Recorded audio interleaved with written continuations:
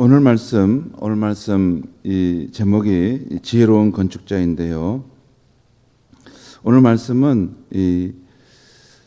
제가 하나님을 알아가는 성경 읽기 또 묵상하기를 하는 과정 중에 고린도전서 3장 오늘 이 부분을 읽다가 여기 보니까 10절에 내가 지혜로운 건축자와 같이라는 표현이 나왔어요. 지혜로운 건축자. 여기에 영감이 오고 또 마음에 감동이 와서 야, 그렇지, 우리가 집을 짓는 사람들인데, 인생의 집을 짓는 사람들인데 집을 지을 때 어리석은 건축자가 아니라 지혜로운 건축자로 살아가야겠구나, 그런 마음이 확 감동으로 밀려와서 이 제목을 가지고 또 말씀을 준비하게 되었습니다. 오늘 말씀에서 사도 바울은 하나님과 함께 집을 짓는 우리 크리스찬들이 어떻게 집을 지어야 하는가를 말씀하고 있어요. 우리가 하나님과 함께 집을 짓는다고 할 때 이 집은 오늘 본문에서는 하나님 나라를 위한 또 주의 교회를 위한 헌신의 집을 짓는다고 할 수 있습니다. 우리 하나님 나라를 위해서 또 교회를 위해서 수고하고 헌신할 때 이런 헌신의 집을 짓는다고 할 수 있어요. 그런데 그와 동시에 저는 우리 인생이라는 집을 지어가는 것이 또 우리 삶이라는 차원에서 말씀을 드리려고 합니다. 오늘 말씀 10절을 보겠습니다. 제가 읽겠습니다. 내게 주신 하나님의 은혜를 따라 내가 지혜로운 건축자와 같이 터를 닦아두매 다른 이가 그 위에 세우나 그러나 각각 어떻게 그 위에 세울까를 조심할지니라. 이 말씀에는 세 가지 정보가 나와 있습니다. 사도 바울은 이 세 가지 부분을 말씀하고 있어요. 먼저 사도 바울 자신이 지혜로운 건축자와 같이 집의 기초를 닦아두었다는 것입니다. 두 번째는 이제 다른 사람이 그 기초 위에 집을 짓고 있다는 것입니다. 집을 짓게 된다는 것입니다. 세 번째는 그래서 집을 짓는 사람은 어떻게 집을 지을지 신중하게 생각해야 한다는 것입니다. 11절 말씀 보겠습니다. 11절에 이 닦아둔 것 외에 능히 다른 터를 닦아둘 자가 없으니 이 터는 곧 예수 그리스도라. 여기에서 사도 바울은 우리 인생의 참된 기초가 되시는 예수 그리스도 외에 다른 기초가 없음을 말씀하고 있어요. 현실적으로 세상 사람들은 예수 그리스도 외에 다른 인생의 기초를 말할 수 있습니다. 예를 들어 사회적인 성공, 또 명성, 행복한 가정, 경제적으로 여유로운 삶, 이것이 우리 인생의 기초다라고 생각할 수 있어요. 그런데 여러분, 집을 짓는데 기초도 그렇고 인생의 기초도 그런데 기초라는 것은 가장 중요한 거지 않습니까? 우리의 삶을 이렇게 받쳐주고 이게 떠받들어주고 있는 근본이 되는 거잖아요. 그러니까 그 기초가 없으면 살 수 없는 근본, 그게 기초예요. 그런데 우리가 여기 사회적인 성공을 좀 못 얻는다고 해서 못 삽니까? 또 명성이 좀 없다고 못 살까요? 그런 건 아니죠. 경제적으로 여유로운 삶이 안 된다고 해서 우리가 못 삽니까? 그런 건 아닙니다. 그런 것은 상대적인 것이죠. 어떤 사람은 가난해도 생활이 어려워도 만족하고 행복하게 사는 가정도 있습니다.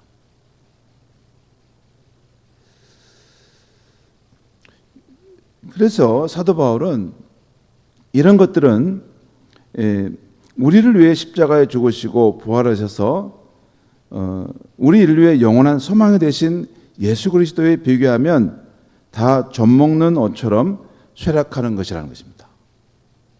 젖먹는 옷 아세요, 여러분? 좀이 먹었네. 아, 이게 못 입겠구나. 아무리 좋은 옷을 이렇게 사두어서 우리 옷장에 두어도 보면 관리를 못하면 조물이 먹어요. 좀 먹는 옷은 입을 수는 없습니다. 그렇다는 것이죠. 예수 그리스도는 살아계신 분이고 우리에게 진정한 행복과 영원한 소망을 줄 수 있는데 그분에 비하면 이런 사회적인 성공이나 명성 또 이게 경제로 여유로운 삶, 건강 이런 건 좀 더 있으면 더 좋죠.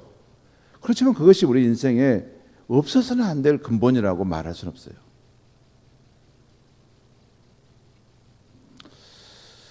아무튼 우리가 인생이라는 집을 지을 때 예수 그리스도, 살아계신 예수 그리스도만은 참된 인생의 기초가 됨을 사도 바울은 분명히 밝히고 있는 것입니다.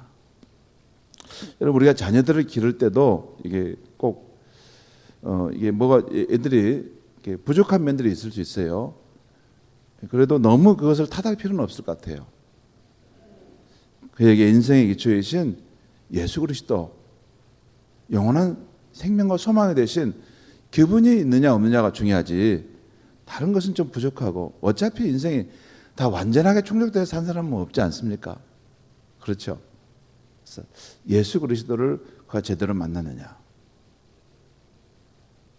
그분을 의지하여 그 인생의 길을 향해 가고 있느냐, 그런 게 중요하죠. 아무튼 거기에 우리 인생에 참된 기초가 있다는 것입니다. 12절 말씀 보겠습니다. 만일 누구든지 금이나 은이나 보석이나 나무나 풀이나 짚으로 이 터위 위에 세우면, 일반적으로 건물이 안전하게 훌륭하게 세워지려면 두 가지 조건이 맞아야 합니다. 하나는 건물의 기초인데요, 집을 짓는데 이상이 없도록 단단하게 놓여져 있어야 합니다. 다른 하나는 건물을 지을 때 어떤 자재로 건물을 지었는가 하는 것입니다. 기초와 자재. 오늘 이 12절에서 바울이 만일 누구든지라고 하는 이 말씀은 주의 교회를 위해서, 하나님 나라를 위해서 헌신하는 사람은 모두 포함된다는 말씀입니다. 누구든지. 그리고 우리들이 주를 위해 집을 지을 때 보면 크게 두 종류로 나눠져서 각각 세 가지 재료를 사용해서 집을 짓는다는 것입니다.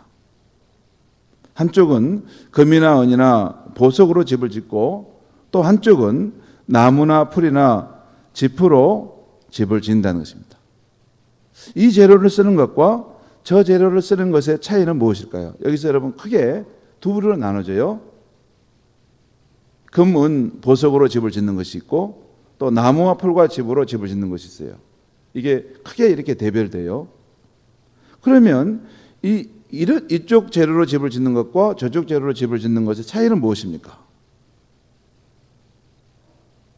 여러분, 우리가 주를 위해서 헌신하고 또 하나님 나라를 위해서 헌신할 때 가만히 보면 그게 보이거든요. 어떤 분은 금과 은과 보석과 같은 것을 가지고 주를 위해서 헌신하고, 어떤 분은 나무와 풀과 짚의 재료를 가지고 주를 위해 헌신하고, 헌신하면 같아요. 그런데 차이가 있다는 것이죠. 금이나 은이나 보석의 재료를 써서 집을 짓는 것은 하나님 나라를 위해서 값진 헌신과 항구성을 의미하는 것입니다. 반면에 나무나 풀이나 짚의 재료를 쓰는 것은 예수님과 하나님 나라에 별로 가치를 두지 않는 가벼운 헌신성과 일시성을 말하는 것이에요.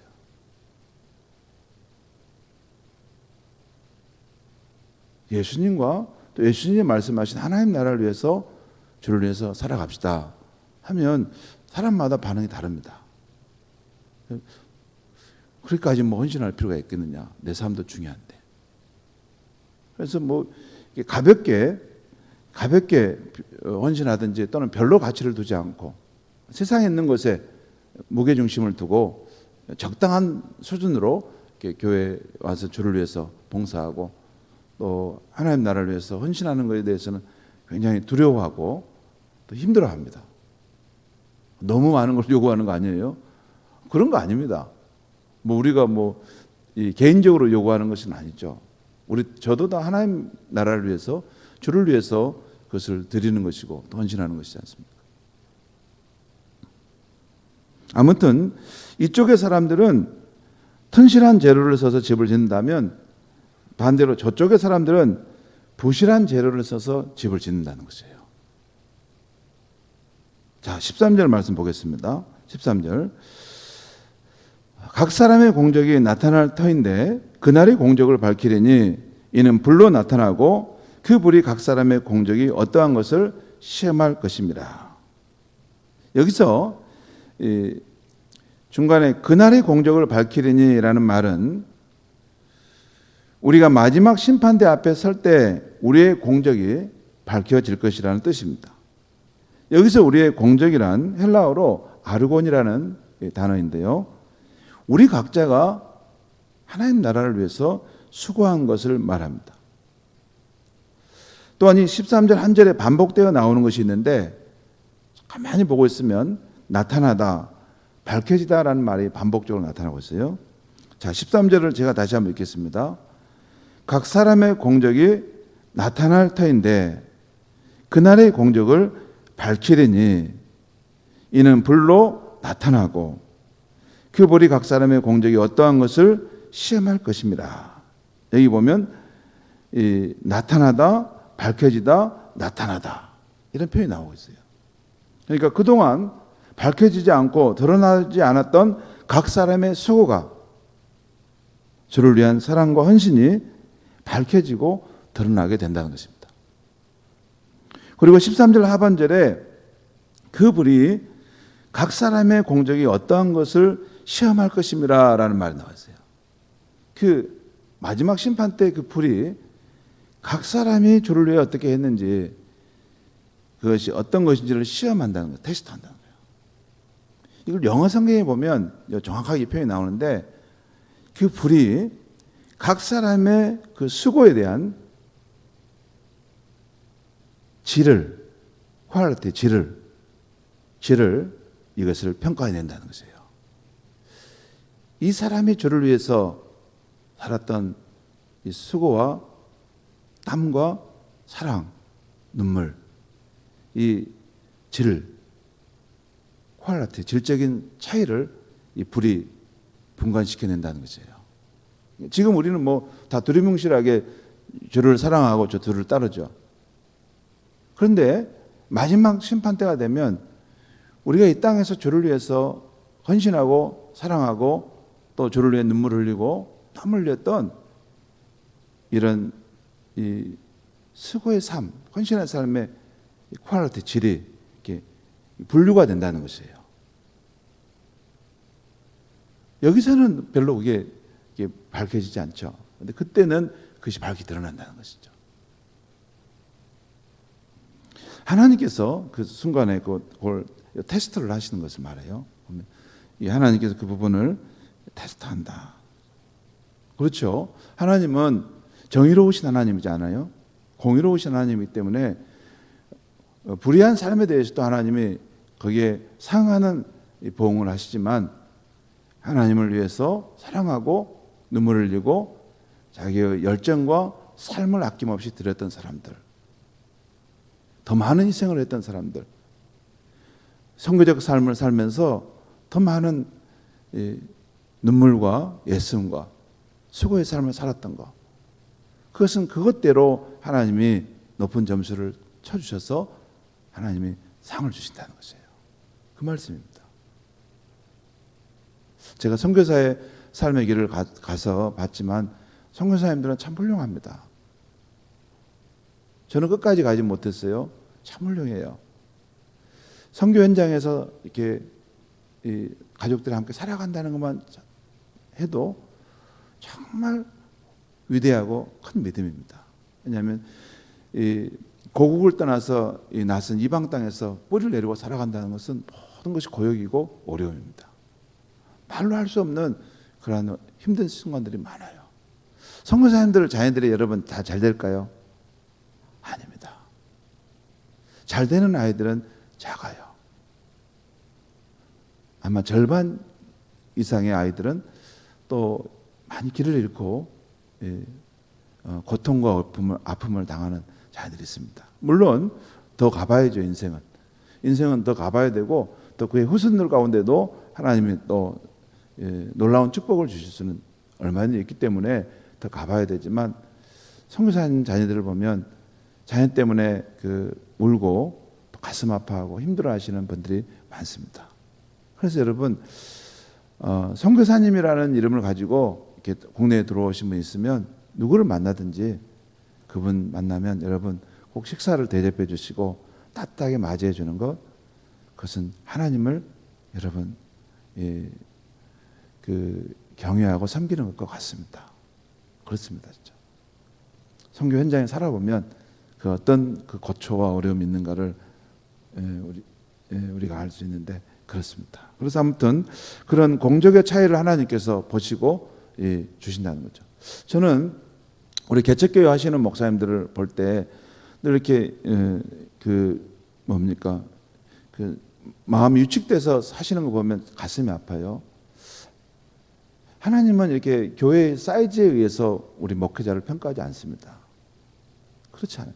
우리가 큰 교회 다녔다고 해서 우리 성도님들을 개척교회 성도님보다 더 프리미엄을 더 준다, 그런 건 아닙니다. 오히려 작은 교회를 섬기는 성도에게 그곳에서 정말 한결같은 마음으로 그 교회를 사랑하고 섬겼던 이런 성도들을 하나님이 더 축복하실 가능성이 많습니다. 그러니까 이게 중요한 것은 이 양의 문제가 아니라 질의 문제예요. 질의 문제예요. 똑같이 땀 흘리고 수고했어요. 그런데 하나님은 그것을 마지막 순간에 테스트한다는 거예요. 양은 다 이렇게 사라지죠. 질만 남아요.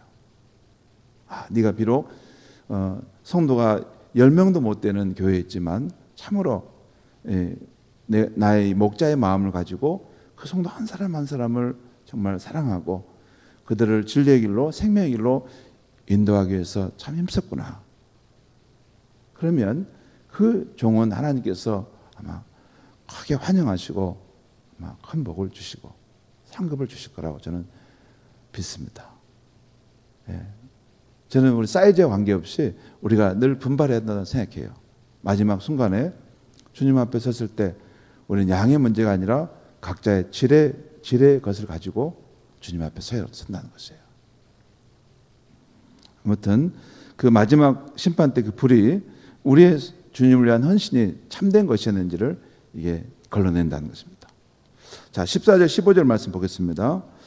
만일 누구든지 그 위에 세운 공적이 그대로 있으면 상을 받고 누구든지 그 공적이 불타면 해를 받으리니 그러나 자신은 구원을 받되 불 가운데서 받는 것 같으리라. 여기 보면 우리가 세운 공적이 그대로 있으면 상을 받다. 이 말은 그 테스트를 통과하게 되면 상을 받게 되고 그 공적이 불타면 테스트를 통과하지 못하면 해를 받는다. 그러니까 우리 나름대로는 주를 위해서 막 이렇게 헌신하고 수고하고 눈물을 흘리며 했다고 하지만 그때 주님께서 이렇게 테스트를 해볼 때 이게 그것이 질적으로 딱 이렇게 줄여보니까 이렇게 작은 것이면 뭐 그냥 그만큼만 이렇게 우리가 상응하는 주님의 칭찬을 받고 넘어간다는 것이죠. 근데 여기 보면 마지막에 우리가 예수를 주로 믿고 또 하나님 나라를 위해서 산 백성이라면 비록 우리의 헌신이 가볍고 작은 것이라 할지라도 우리의 구원은 확신하다는 거예요. 구원은 받는다는 거예요. 구원은 받는데 그 불로 우리를 검증한다고 말했잖아요. 근데 여기 보면 영어 성경 NIV 성경 보면 이게 보면 불을 이게 사이를 통과해서 겨우 이렇게 빠져나가는 구원을 얻게 된다는 거죠. 구원은 받는다는 것이죠. 근데 불 사이를 이렇게 겨우 통과해 피해 나가는 구원을 받게 된다는 것이에요. 아무튼 이 말씀의 요지는 우리가 이 땅에서 하나님 나라를 위해서 또 주의 교회를 위해서 이렇게 수고하고 땀 흘리고 봉사한 것은 하나님께서 낱낱이 그 마지막 순간에 그 퀄리티, 질을, 우리의 수고의 질에 대한 평가를 하신다는 거예요. 우리 현실에서는 그걸 평가를 해줄 수 없습니다. 그건 주님 나라 갔을 때 그때 받는 것이죠. 그런다는 것이죠. 사랑하는 성도 여러분, 사도 바울은 오늘 우리 크리스찬들이 예수 그리스도라는 터 위에 인생의 집을 짓고 사는 사람들이라고 말씀하고 있어요. 그러면서 우리들이 이 예수 그리스도라는 터 위에 집을 지을 때 나중에 그 수고의 결과가 드러날 것을, 밝혀질 것을 생각하고서 신중히 집을 지어가야 한다고 하고 있어요. 왜냐하면 그날에는 심판의 불이 우리 각자가 행한 수고, 주를 향한 헌신을 테스트해서 그에 상응하는 보상을 하게 될 것이라는 것이기 때문입니다. 또 예수님은 산상설교 마지막에서 우리를 위한 말씀을 끝맺으면서 이렇게 말씀하셨어요. 누구든지 내 말을 듣고 행하는 자는 그 집을 반석 위에 지은 지혜로운 사람 같지만 내 말을 듣고도 행하지 아니하는 자는 그 집을 모래 위에 지은 어리석은 사람 같으니라. 이것은 예수님과 예수님의 말씀에 대한 태도를 말하는 거예요. 어떤 율법주의자들은 이 말씀을 들으면 말씀 하나 듣고 이걸 행한가 만가, 행한가 만가, 저 사람 안 행했네, 저 사람 벌 받아, 그게 율법주의입니다. 이 말씀은 그 말씀이 아니에요. 이게 복음서에 나오는, 성경에 나오는 예수님의 말씀, 하나님의 말씀을 대할 때 우리의 마음의 태도의 문제예요. 이 말씀을 듣고 하나님을 지키려고, 이 말씀대로 살아보려고 하는 그런 마음의 태도나 자세냐, 그걸 말하는 거예요. 그런 사람, 그렇다는 것이죠. 아무튼 그렇게 해서 반석 위에 집을 짓는 사람이 있고, 또는 그 말씀을 듣고도 또 예수님에 대해서도 경홀히 여기고 별거 아닌 것처럼 대충 여기는 사람, 그 사람은 모래 위에 집을 짓는 어리석은 사람 같다는 것이에요. 그래서 평상시에는 괜찮지만 위급한 상황, 곧 인생의 창수가 나고 거센 바람이 불어올 때는 반석 위에 집을 지은 사람은 든든하지만 모래 위에 집을 지은 사람은 무너짐이 심할 것이라는 말씀입니다. 성도 여러분, 크리스찬인 우리는 믿음을 갖고 저마다 자기의 인생이라는 집을 짓는 사람들입니다. 어떤 분은 자기 인생의 집을 잘 지어가는 중에 있고, 또 어떤 분은 자기 인생의 집을 짓되 세상 일에 바빠서 대충 형식적으로 지어가는 분이 있을 수 있습니다. 또 어떤 분은 젊을 때는 아무렇게나 살다가 늦게야 깨닫고 인생의 집을 이제 생을 마치기 전에 서둘러 지어가는 수도 있습니다. 또 어떤 분은 인생의 집을 짓다가 큰 시련과 어려움을 만나 집 짓기를 중단한 분도 있을 것입니다. 마치 고속도로를 가다 보면, 차를 타고 가다 보면 그 고속도로에 가해 건물을 짓다가 방치해둬서 흉물스러운 그 집이 된 것처럼 말입니다. 그런 사람도 있어요. 저와 여러분은 어떤 모습으로 인생의 집을 지어가고 있습니까? 저의 경우는 지난날 잘못 지었다가 저뿐만 아니라 우리 가족도 행복과 안정이 되지 못한 집이었는데, 하나님의 은혜로 이제야 깨달음을 받아서 제대로 인생의 집을 지어가고자 노력하는 중에 있다 하겠습니다. 제대로 이제 좀 지어가려고 노력하고 있어요. 그동안 이렇게 허술하게 이렇게 세운 부분이 많아서 안 되겠다, 이거 다 허물어야 되겠다, 다시 쳐야 되겠다, 그렇게 지어갑니다. 저와 여러분은 아직 부족한 점이 많지만 제 인생의 집을 잘 지어가는데, 그래도 가장 큰 힘과 지혜가 되는 것은 성경의 진리의 말씀과 주의 성령의 감화하심, 인도하심이 가장 커요. 매일 아침에 제 영혼을 위해서 하나님을 알아가는 말씀 읽기와 묵상 시간을 하는데 그것이 큰 도움이 됩니다. 그리고 주님 앞에 나와 엎드려 기도하다 보면 제가 잘못 지어가고 있는 집의 모습을 보여주세요. 그렇게 짓는 것은 아니다. 그 집의 모습을 보여주셔서 보시면서 그건 이렇게 지어야 하는 거야.